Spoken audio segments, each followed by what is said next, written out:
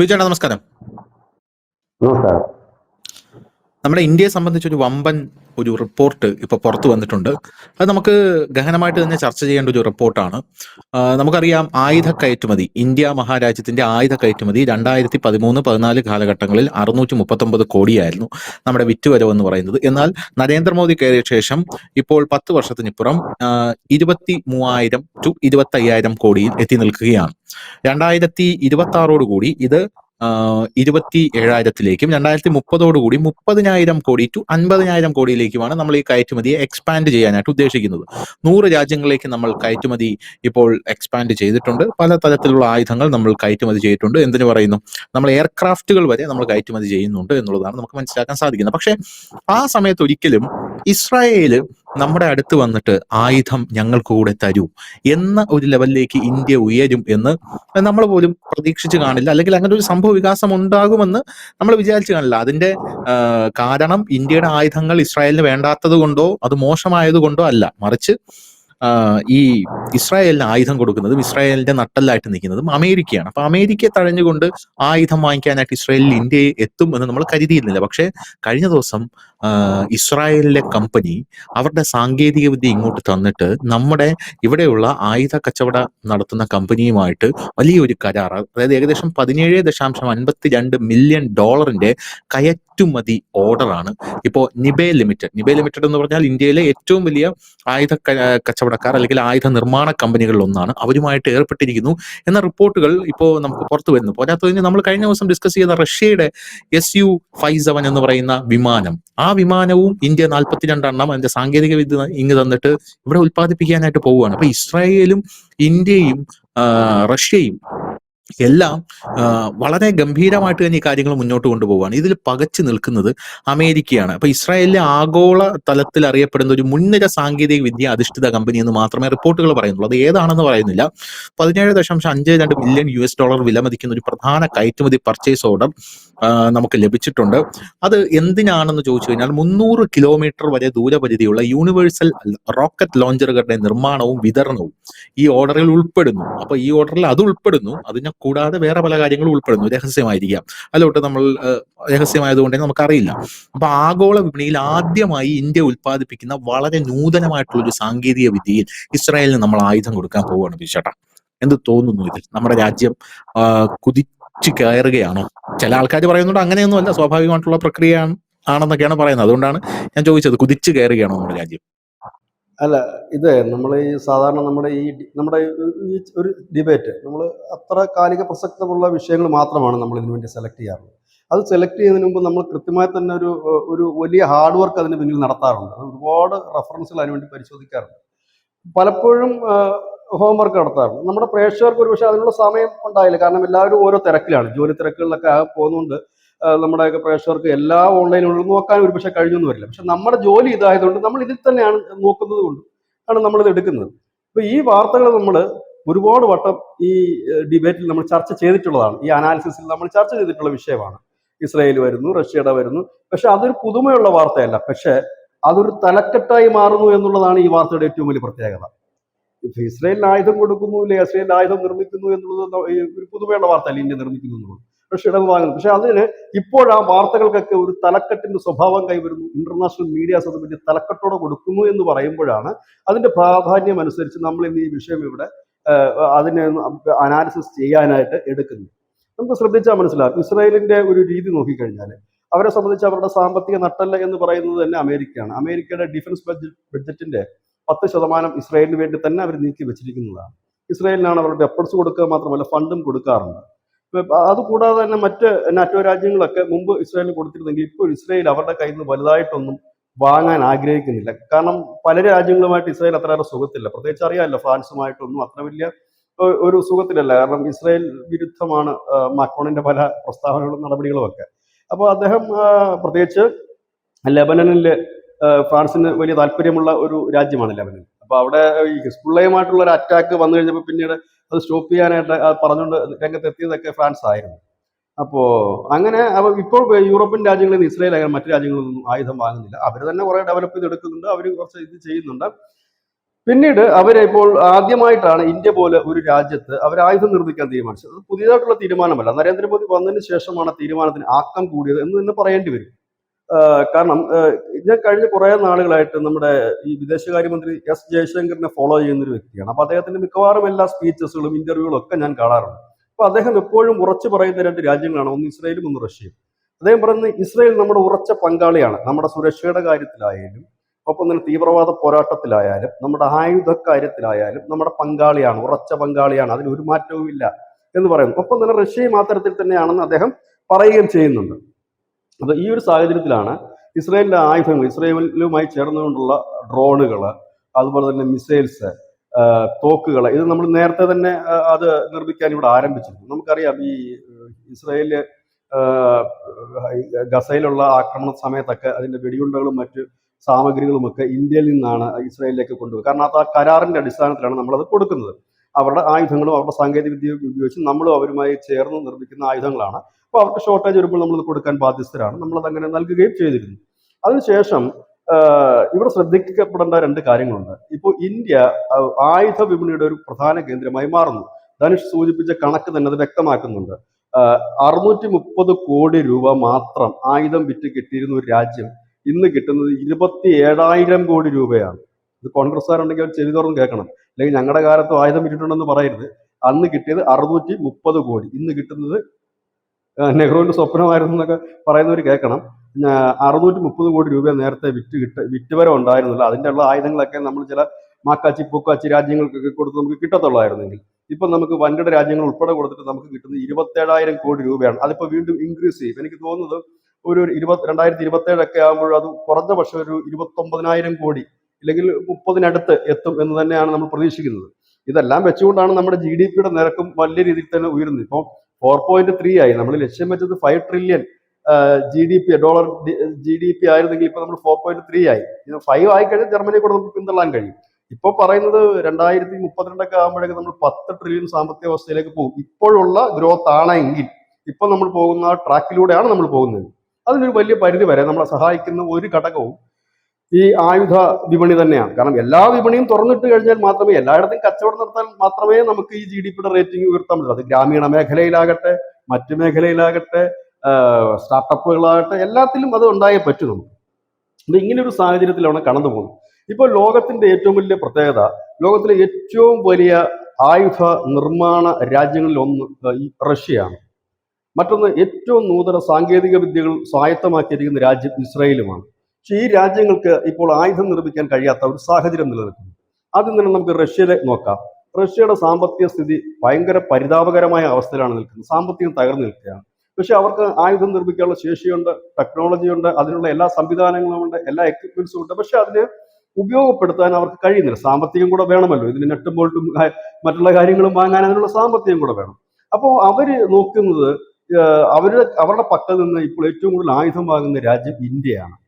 ആ ഇന്ത്യ മാത്രമാണ് അവരിൽ നിന്ന് ആയുധം വാങ്ങുന്നത്. അത് മാത്രവുമല്ല, മറ്റു രാജ്യങ്ങളൊന്നും അവരിൽ നിന്നും വലിയ ആയുധം വാങ്ങാൻ താല്പര്യം പ്രകടിപ്പിക്കുന്നില്ല. പ്രകടിപ്പിക്കാത്തതിന് കാരണം അവരുടെ ആയുധം മോശമായതുകൊണ്ടല്ല, ഈ അമേരിക്കയുടെ ഉപരോധങ്ങളും മറ്റും ഭയന്നിട്ടാണ് ആരും വാങ്ങിക്കാത്തത്.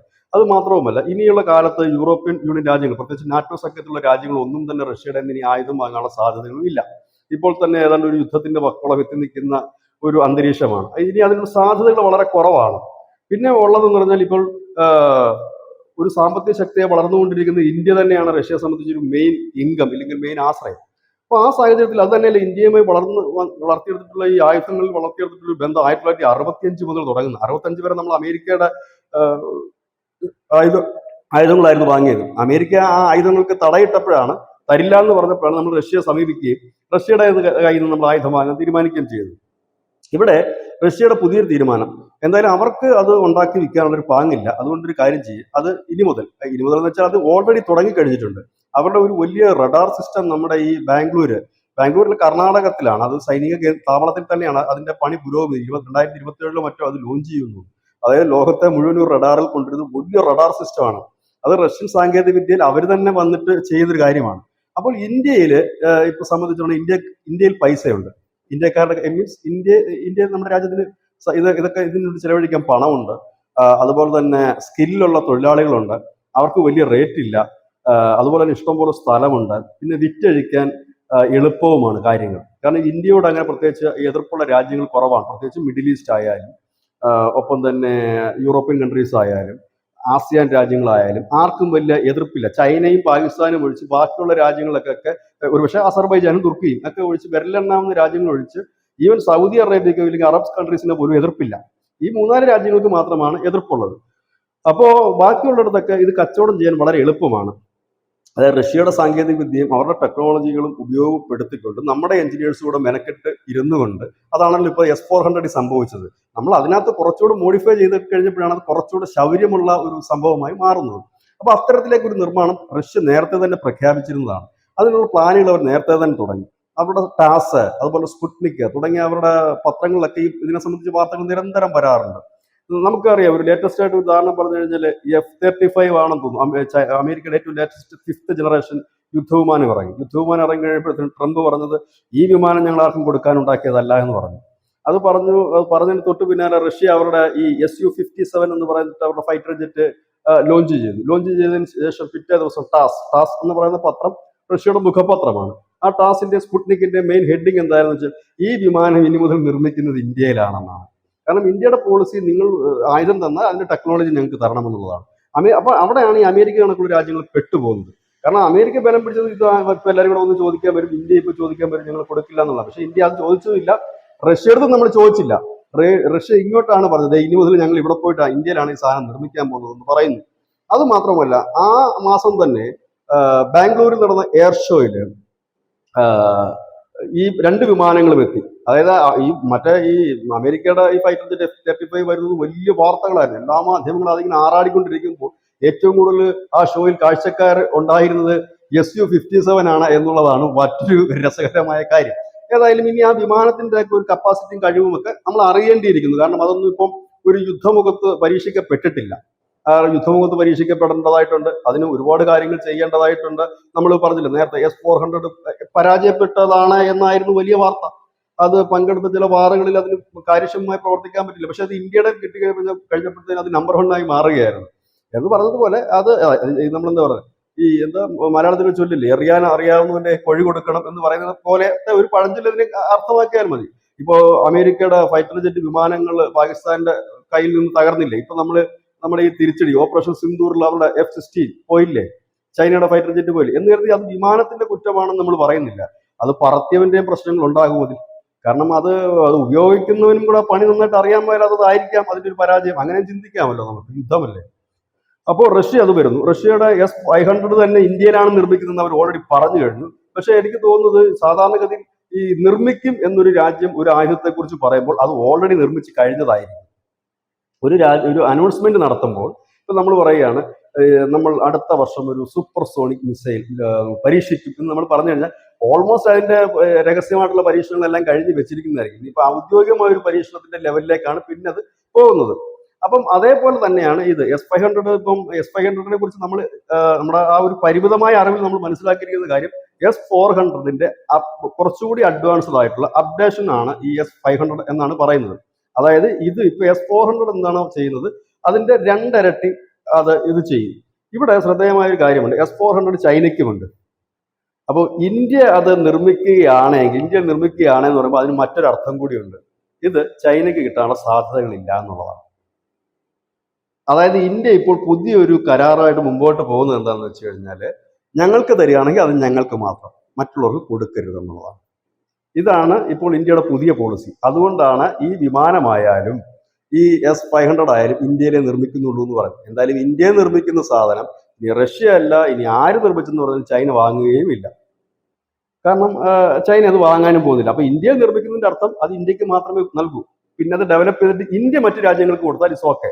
കാരണം നമുക്കത് കൃത്യമായിട്ട് അറിയാമല്ലോ അതെന്താ സാധനം എന്നുള്ളത്. ഇത് തന്നെയാണ് ഇപ്പോൾ നടക്കുന്ന ഒരു കാര്യം. ഇവിടത്തേക്കാണ് ഇപ്പോൾ ഇസ്രയേലും ആ ഒരു പാതയിലേക്ക് എത്തുന്നു.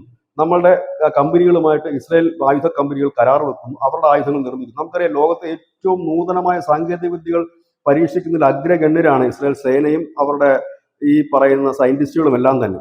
അവരുടെ ഒരു ബുദ്ധിയും ഇന്ത്യക്കാരന്റെ ബുദ്ധിയും റഷ്യക്കാരന്റെ ബുദ്ധിയും ഇത് മൂന്നും കൂടെ ചേർന്ന് കഴിഞ്ഞാൽ ഒരുപക്ഷെ പാശ്ചാത്യ രാജ്യങ്ങൾക്ക് തന്നെ വെല്ലുവിളിയാകുന്ന ഒരു വലിയ ആയുധ വിപണിയായി ഇന്ത്യ മാറുകയാണ്. ഇപ്പൊ റഷ്യയുടെ ആയാലും ഇസ്രായേലിന്റെ ആയാലും പ്രധാന പ്രശ്നം എന്താണെന്ന് ചോദിച്ചു കഴിഞ്ഞാൽ ഈ രണ്ട് രാജ്യങ്ങളും അസ്ഥിരമാണ്. ഇസ്രായേലിനെ സംബന്ധിച്ച് പറഞ്ഞു കഴിഞ്ഞാൽ അവർ രാജ്യം ജന്മം എടുത്തത് മുതൽ ഇപ്പൊ വരെ എപ്പോഴും 24 hours ഇങ്ങനെ ഫൈറ്റിംഗ് മോഡിൽ നിൽക്കുന്ന ഒരു രാജ്യമാണ്. അത് എപ്പോഴും ആക്രമണം, അടി, തിരിച്ചടി ഇങ്ങനെ പോയിക്കൊണ്ടിരിക്കുന്ന രാജ്യമാണ്. അപ്പൊ ഒരു സുസ്ഥിരമല്ലാത്ത ഒരു രാജ്യത്ത് ഇതുപോലുള്ള ആയുധങ്ങളും മറ്റുള്ള സാധനങ്ങളും നിർമ്മിക്കുക പ്രയാസകരമാണ്. കാരണം ഇങ്ങനെ എപ്പോഴും അടിയും തിരിച്ചടി നടക്കുന്ന രാജ്യത്തെ പ്രധാനമായിട്ട് അവിടുത്തെ ഭരണാധികാരികൾ ശ്രദ്ധിക്കുന്നത് ആ രാജ്യത്തെ ജനങ്ങളുടെ അടിസ്ഥാനപരമായ കാര്യങ്ങൾ കൃത്യമായി പോകുന്നുണ്ടോ എന്ന് മാത്രമേ ആ ഭരണാധികാരികൾക്ക് നോക്കാൻ കഴിയൂ. അവർക്ക് വെള്ളം കിട്ടുന്നുണ്ടോ, ഫുഡ് കിട്ടുന്നുണ്ടോ, മരുന്ന് കിട്ടുന്നുണ്ടോ, അവരുടെ മറ്റുള്ള ദൈനംദിന കാര്യങ്ങൾ നടക്കുന്നുണ്ടോ എന്ന് മാത്രമേ ശ്രദ്ധിക്കാൻ പറ്റൂ. നമ്മൾ തന്നെ ശ്രദ്ധിച്ചോളൂ, നമ്മൾ വലിയ പൊരിഞ്ഞടി നിൽക്കുകയാണ്. അടിയുടെ ഇടയ്ക്ക് നമ്മുടെ കുടുംബത്തിലുള്ളവർ കഞ്ഞി കുടിച്ചോ വെള്ളം കുടിച്ചോ എന്ന് മാത്രമേ നമുക്ക് തിരക്കാൻ കഴിയൂ. അതല്ലാതെ അവർ 5 പോയിന്റ് മാല എടുത്തൊന്നും ചോദിക്കാൻ കഴിയില്ല, മാല വാങ്ങുന്നില്ലേ എന്ന് ചോദിക്കാൻ കഴിയില്ല. കാരണം അതുപോലെ തന്നെയാണ് ആയുധങ്ങളായാലും മറ്റു ഒരു അഡ്വാൻസ്ഡ് ആയിട്ടുള്ള കാര്യങ്ങൾ ഒക്കെ നിർമ്മിക്കാനായിട്ട് ആ ശ്രദ്ധ ആ ഭരണകൂടത്തിന് നൽകാൻ കഴിയില്ല. അതൊരു ഒരു സ്വാഭാവിക കാര്യം മാത്രമാണ്. അപ്പൊ നിരന്തരം ഒരു പോരാട്ടത്തിൽ നിൽക്കുന്ന രാജ്യം. മറ്റൊന്ന്, ഇസ്രായേലിനെ പോലുള്ള രാജ്യത്തിന്റെ ഏറ്റവും വലിയ പ്രത്യേകത എന്ന് വെച്ചാൽ അവർക്ക് 100% വിശ്വാസമുള്ള ഒരു രാജ്യവുമായിട്ട് മാത്രമേ അവർ ആയുധം സംബന്ധിച്ചുള്ള എന്തെങ്കിലും കരാർ അവർ വെക്കൂ. അവർക്ക് ലോകത്തിൽ നിന്ന് വിശ്വസിക്കാൻ കഴിയുന്ന ഒരേ ഒരു രാജ്യം ഇന്ത്യയാണ്. കാരണം ഈ ഇസ്രായേൽ രൂപീകരിക്കുന്നതിന് മുമ്പ് ലോകമെമ്പാടും ചിതറിക്കിടന്ന് അലഞ്ഞു തിരിഞ്ഞ റെഫ്യൂജികളായിട്ട് മാറിയിരുന്ന ജൂതന്മാർക്ക് അഭയം കൊടുത്ത ഏറ്റവും വലിയ രാജ്യമാണ് ഇന്ത്യ.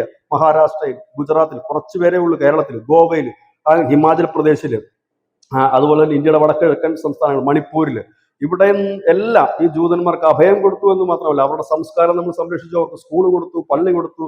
അങ്ങനെ ഇപ്പോഴും ഗുജറാത്തിൽ സ്കൂളുകൾ ഭംഗിയായിട്ട് ജൂസ് സ്കൂളുകൾ വർക്ക് ചെയ്യുന്നുണ്ട്, ആരാധനാലയങ്ങൾ വർക്ക്. അപ്പൊ അങ്ങനെയൊക്കെ കൊടുത്ത ജൂതനെ സംരക്ഷിച്ച ലോകത്തെ ഒരേ ഒരു രാജ്യം ഭാരതമാണ്. ആ രാജ്യത്തിന്റെ ആ ഒരു മനസ്സ് ഇപ്പോഴും ഈ രാജ്യത്തിനുണ്ട്. അവർക്കും ആ കൂറുണ്ട്. ഒരുപക്ഷെ എനിക്ക് തോന്നുന്നത് ചതിക്കാത്ത ഒരു രാജ്യമാണ് ഇസ്രായേൽ എന്ന് പറയേണ്ടി വരും. കാരണം അവരന്നും ഇന്നും എന്നും ഇന്ത്യയോടൊപ്പം തന്നെയാണ് നിലകൊണ്ടിട്ടുള്ളത്. നമുക്ക് എന്തെങ്കിലും ഒരു ചെറിയ തട്ടുകേട് കിട്ടിക്കഴിഞ്ഞാൽ ആദ്യം ഇവിടെ എത്തും. പക്ഷെ നരേന്ദ്രമോദി വന്നതിന് ശേഷം മോദിയും ഏതാണ്ട് അതേ രീതിയിൽ തന്നെയാണ് ഇസ്രായേലിന്റെ കാര്യത്തിൽ പ്രതികരിക്കുന്നത്. ഇസ്രായേൽ എന്തെങ്കിലും തട്ടുകേട് കിട്ടിക്കഴിഞ്ഞാൽ ആദ്യം പ്രതികരിക്കുന്ന രാജ്യങ്ങളൊന്നും ഇന്ത്യയായി മാറി. അപ്പം ഒരു ജൂതൻ അവന്റെ ഈ ടെക്നോളജിയും കാര്യങ്ങളും മറ്റൊരു രാജ്യത്തിന് കൊടുക്കുന്നുണ്ടെങ്കിൽ അതവൻ കൊടുക്കുന്നത് 101 തവണ ചിന്തിച്ചതിന് ശേഷമായിരിക്കും. വെറുതെ അവൻ കൊടുക്കില്ല. കാരണം അവനത് കൊടുക്കാനുണ്ടെങ്കിൽ യൂറോപ്യൻ കൺട്രീസിൽ, നാറ്റോ സഖ്യത്തിൽപ്പെടുന്ന എത്രയോ രാജ്യങ്ങളുണ്ട് അല്ലേ? അവർക്ക് ജർമ്മനിക്ക് കൊടുക്കില്ല, UK കൊടുക്കാമായിരുന്നു, മറ്റാർക്കും കൊടുത്തില്ല. അത് ഇവിടെ തരുന്നു എന്നുള്ളത് സേഫാണ്. അതായത് ഞങ്ങളുടെ ചിന്തകളും ബുദ്ധികളും ടെക്നോളജിയും ഇന്ത്യയിലെ സുരക്ഷിതമാണ്. അവരുണ്ടാക്കുന്ന ആയുധം ഞങ്ങൾക്ക് ലഭിച്ചിരിക്കും എന്നുള്ളത് 100% ഉറപ്പ് എന്നുള്ളതിന്റെ അടിസ്ഥാനം. ഒപ്പം ഈ ആയുധം വിറ്റ് കിട്ടുന്നതിന്റെ ഒരു ഷെയർ എന്തായാലും അങ്ങോട്ടേക്കും പോകും, ഇസ്രായേലിലേക്കും പോകും, അവർക്കും കിട്ടും. കാരണം ഇപ്പൊ ഇസ്രായേൽ ആയുധം വിൽക്കുന്നു എന്ന് പറഞ്ഞ് ഒരു വിപണി തുറന്നു കഴിഞ്ഞാൽ അവിടെ ഇസ്രായേലിന്റെ പക്കൽ നിന്ന് ആയുധം വാങ്ങാൻ ആരും ഉണ്ടായില്ല. അത് മാത്രമല്ല, ഇപ്പോഴത്തെ അവസരം ട്രംപ് നെതന്യാഹുവിന്റെ തലക്കെട്ടടിക്കും അവിടെ നിന്ന് വല്ലതും വിൽക്കാൻ പോയി കഴിഞ്ഞാൽ. കാരണം അവരുടെ ചെലവിൽ കിടക്കുമ്പോഴത്തേന് അതിന്റെ താഴെ ഇരുന്നുകൊണ്ട് ഇവര് ആയുധം വിൽക്കാൻ പോയാൽ പിന്നെ പുള്ളി എന്തിനായി പണിക്ക് നിൽക്കുന്നത്? അപ്പൊ ആ ഒരു അവസ്ഥയുണ്ട്. റഷ്യയുടെ സ്ഥിതി അത് തന്നെയാണ്. റഷ്യയിൽ ഇപ്പൊ അവിടുത്തെ ദൈനംദിന കാര്യങ്ങളും മറ്റുള്ള കാര്യങ്ങളും നോക്കുന്ന തിരക്കിലാണ് പുടിൻ. ജനങ്ങളുടെ സുരക്ഷയുടെ കാര്യം നോക്കുന്ന തിരക്കിലാണ്. ഇനിയിപ്പോ വരാൻ പോകുന്ന ഒരു ലോകമഹായുദ്ധമാണോ എന്നൊരു സംശയം ജനിക്കുന്നുണ്ട്.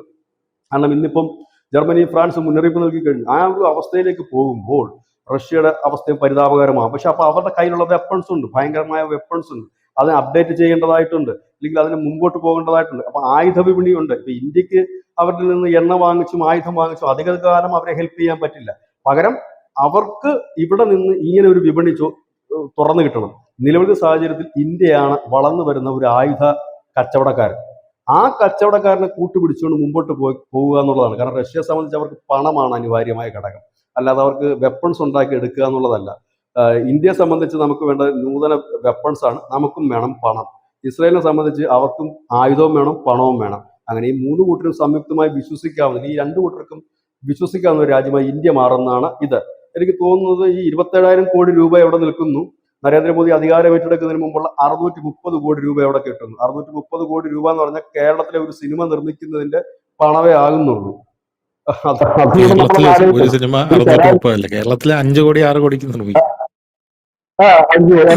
മറ്റേ ബാഹുബലി പോലെയുള്ള സിനിമ ബോളിവുഡ് ബോളിവുഡ് സിനിമകളൊക്കെ നിർമ്മിക്കുന്ന ഒരു ചാർജ് വരുന്നുള്ളൂ. അതും അപ്പോ നരേന്ദ്രമോദി വന്ന ശേഷമാണ് ബോളിവുഡ് ബാഹുബലിയൊക്കെ ആ എക്സ്റ്റൻഷനിലോട്ട് വന്നത്. OTT പ്ലാറ്റ്ഫോമുകൾ ഇറക്കി, ഡിജിറ്റൽ മീഡിയ വന്നു, OTT വന്നു. അപ്പോഴാണ് ഇവരും ഈ കേപ്പബിൾ ആയത്. അതിനു മുമ്പ് ആ സിനിമ നിർമ്മിക്കുന്ന പോലെ തുച്ഛമായിട്ടുള്ള ഈ ലാംഗ്വേജ് ബാരിയർ ഇല്ല ഉണ്ടായിരുന്നല്ലോ ആ സമയത്ത്. ഇപ്പൊ ലാംഗ്വേജ് ബാരിയർ ഇല്ല. ഇപ്പൊ OTT, digital platform, sub title, നമുക്ക് ഏത് പ്ലാറ്റ്ഫോമിൽ വേണോ ഏത് സിനിമ വേണോ സബ് ടൈറ്റിലിട്ടോ നമ്മുടെ ഭാഷയിലിട്ടോ കാണാമല്ലോ. അതും മോദിക്ക് ശേഷം തന്നെ ആ വിപ്ലവം വന്നത്. അപ്പം അല്ല, അതിനെക്കുറിച്ചാണ് മറ്റേ സുഡാപ്പികൾ പറയുന്നത്. മോദി വന്നതിന് ശേഷം ബോളിവുഡ് തകർത്തു, പകരം തെലുങ്കിനെ, അതായത് അങ്ങനെ ഉയർത്തിക്കൊണ്ട് വന്നു, ദേശീയത കൊണ്ടുവന്നു, കപട ദേശീയത കൊണ്ടുവന്നു എന്നൊക്കെ പറഞ്ഞു. അത് നമുക്ക് വേറൊരു വിഷയമാണ്, നന്നായിട്ട് ചർച്ച ചെയ്യേണ്ട ഒരു വിഷയം തന്നെയാണ് അത്. അപ്പം ഈ ഒരു സാധനത്തിലേക്ക് നമ്മൾ എത്തുന്നു. ആ ഒരു വലിയ ഇതാണ്. ഇതെല്ലാം കൂടെ ചേരുമ്പോഴാണ് GDP ഉയരുന്നത്. അതല്ലാതെ ഇപ്പൊ നമ്മൾ മാത്രം ഇരുന്നിട്ട് GDP വരില്ല. നൂറുകണക്കിന് നമ്മുടെ സ്റ്റാർട്ടപ്പുകൾ, നമ്മുടെ കാർഷിക മേഖല, ഇവിടെ നിന്ന് എല്ലാം ഉള്ള വിങ്കം. അതിനർത്ഥം എന്താണ്? രാജ്യം പുരോഗമിക്കുന്നത് തന്നെയാണ്.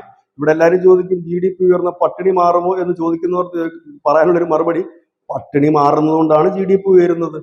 അല്ല ചുമ്മാതെ നരേന്ദ്രമോദിയും നിർമ്മലാ സീതാരാമനും കൂടി ഇരുന്നിട്ട് കമ്പ്യൂട്ടറിൽ അടിച്ചു കയറ്റുന്ന കണക്കല്ലല്ലോ GDP. നമ്മുടെ വരുമാനം വർദ്ധിക്കുമ്പോഴാണല്ലോ GDP ആയിട്ട് ഉയർന്നു വരുന്നത്. അപ്പൊ പട്ടിണി മാറുന്നു എന്നുള്ളതാണ് GDP ഉയരുന്നതിന്റെ ലക്ഷ്യം. പാകിസ്ഥാനിൽ എന്തുകൊണ്ടാണ് GDP ഉയരാത്തത്? അവിടെ പട്ടിണിയും പരിവട്ടവും ആയതുകൊണ്ടാണ് GDP ഉയരാത്തത്. അതും രസകരമായ കാര്യമുണ്ട്. നരേന്ദ്രമോദി അധികാരത്തിലെടുക്കും, അതായത് 60 വർഷം വേണ്ടി വന്നു ധനുഷേ നമ്മുടെ രാജ്യത്തിന് $1 ട്രില്യൺ GDP ആകാനായിട്ട്. 60 വർഷം. നരേന്ദ്രമോദി അധികാരം വെക്കുന്ന 2014 അത് 2 ട്രില്യനായി മാറി. ഇന്നതിന്റെ അതിന്റെ അവസ്ഥ 4178 ട്രില്യനായി എത്തിയിരിക്കുന്നു. അതായത് 4.2 എന്ന് തന്നെ നമുക്ക് പറയേണ്ടി വരും. ആ ട്രില്യനിലേക്ക് നമ്മൾ എത്തി. ചെറിയ കാര്യമാണ് ഈ 10 വർഷം. ഞാൻ അതുകൊണ്ട് എപ്പോഴും പറയുന്ന പോലെ ഞാൻ പറയും, നരേന്ദ്രമോദി എന്ന് പറയുന്ന ഒരു വ്യക്തി കുറഞ്ഞതൊരു 25 വർഷം മുമ്പെങ്കിലും ഈ രാജ്യത്ത് പ്രധാനമന്ത്രി ആകേണ്ടതായിരുന്നു. ആയിരുന്നെങ്കിൽ ഇന്നിപ്പോ നമ്മൾ നല്ലൊരു അവസ്ഥയിലും വ്യവസ്ഥയിലും എത്തിയേനെ. എന്തായാലും ഈ വൈകിയ വേളയിലെങ്കിലും അദ്ദേഹം വന്നത് വളരെ നല്ല കാര്യമെന്ന് തോന്നുന്നു. ഇല്ലാന്നുണ്ടെങ്കിൽ ഈ രാജ്യം പാകിസ്ഥാന്റെ ചേട്ടനായിട്ട് മാറാതിരുന്നാൽ മതിയായിരുന്നു. ആ ഒരു അവസ്ഥയിലേക്കാണ് പോയിക്കൊണ്ടിരുന്നത്. ഏതായാലും ഇപ്പൊ ഇതൊരു വലിയ വാർത്തയാണ്. ഇനി സമീപകാലത്ത് അല്ലെങ്കിൽ ഭാവിയിൽ ലോകം കേൾക്കാൻ പോകുന്ന ഒരു വൻ ശക്തി, ഒരു ആയുധ ശക്തിയായി ഇന്ത്യ മാറും എന്നുള്ള കാര്യം. കാരണം ഇതെന്ന് പറഞ്ഞാൽ ഗ്യാരണ്ടിയുള്ള ആയുധമാണ് ധനുഷ്. ചൈനയുടെ ആയുധം പോലെയല്ല. അവരുണ്ടാക്കുന്നു, പരീക്ഷണം നടത്തുന്നു, പിന്നെ അവരുടെ മീഡിയാസിൽ കൂടെ അവർ തള്ളുന്നു. അങ്ങനെയാണ് ഇങ്ങനെയാണ്, ഞങ്ങൾ ലോകത്ത് കീഴടക്കി 25,000 മൈൽ സ്പീഡുണ്ട്, അങ്ങനെയൊക്കെ പറയുന്നതല്ലേ ഉള്ളൂ. പക്ഷെ ഇന്ത്യയുടെ എന്ന് വെച്ചാൽ അപ്പൊ നമുക്ക് ടെസ്റ്റ് ചെയ്യാൻ അടുത്ത രാജ്യമുണ്ട്, പാകിസ്ഥാനുണ്ട്. ഇടയ്ക്കിടയ്ക്ക് നമുക്ക് ടെസ്റ്റ് ചെയ്യാൻ പറ്റും. അവന്മാരാണ് നമുക്ക് ടെസ്റ്റിങ്ങിനെ പ്രോത്സാഹിപ്പിക്കുന്നുണ്ട്. ഇപ്പൊ സിന്ദൂർ നിർത്തിയിട്ടില്ലെന്നാ പറയുന്നത്. ഇനി അടുത്ത പിനാക ടെസ്റ്റ് ചെയ്യുന്നുള്ളൂ. കാരണം ഇപ്പൊ പിനാകയുടെ വലിയ വാർത്തകളൊക്കെ ദേശീയ തലത്തിൽ വരുന്നുണ്ട്. ഇനി അടുത്തടി അവന്മാർക്ക് പിനാക കൊണ്ടാണ് കൊടുക്കുന്നതാണ് എനിക്ക് തോന്നുന്നു. ഏതായാലും അതൊക്കെ ടെസ്റ്റ് ചെയ്യാൻ ഇതുണ്ട്. അതായത് പരീക്ഷിച്ചുറപ്പിച്ച ആയുധങ്ങളാണ് ഇനി നമ്മുടെ കച്ചവടം. അതാണ് നമുക്ക് കിട്ടുന്ന ഏറ്റവും വലിയ ഒരു എഡ്ജ് ഈ ഒരു ബിസിനസ്സിൽ. താങ്ക് യു വിശേഷം. Thank you so much.